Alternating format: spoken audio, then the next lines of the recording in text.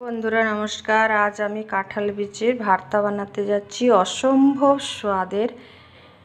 তো প্রথমেই কাঁঠাল বীজের যে উপরে শক্ত একটা ছাল থাকে সেই ছালটাকে আমি তুলে দিয়েছি।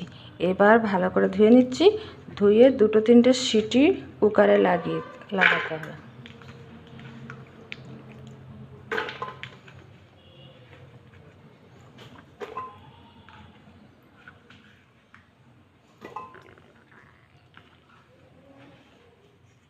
তো এবার এতে একটু জল দেবো, নুন দেবো, তারপরে এটা সিটি লাগাবো।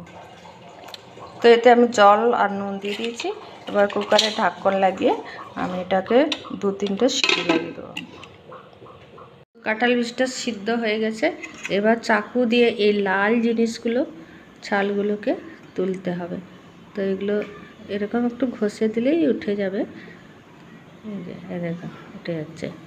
তো তারপরে এটা মিক্সিতে পেস্ট করে নেব।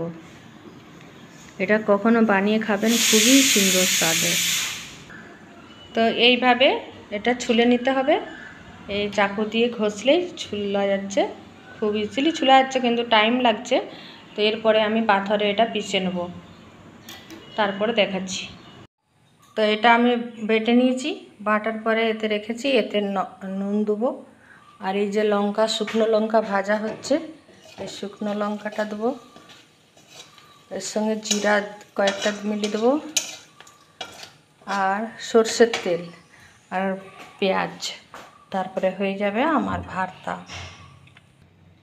তো এতে দিয়ে দিয়েছি শুকনো লঙ্কা ভেজে আর জিরা ভেজে আর তেল। এবার পেঁয়াজ কুচি দেবো। খুবই সুন্দর স্বাদের এই রেসিপিটি, খেয়ে কোনো দিন দেখবেন।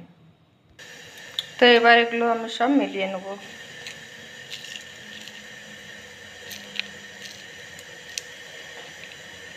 লঙ্কা টঙ্কাগুলো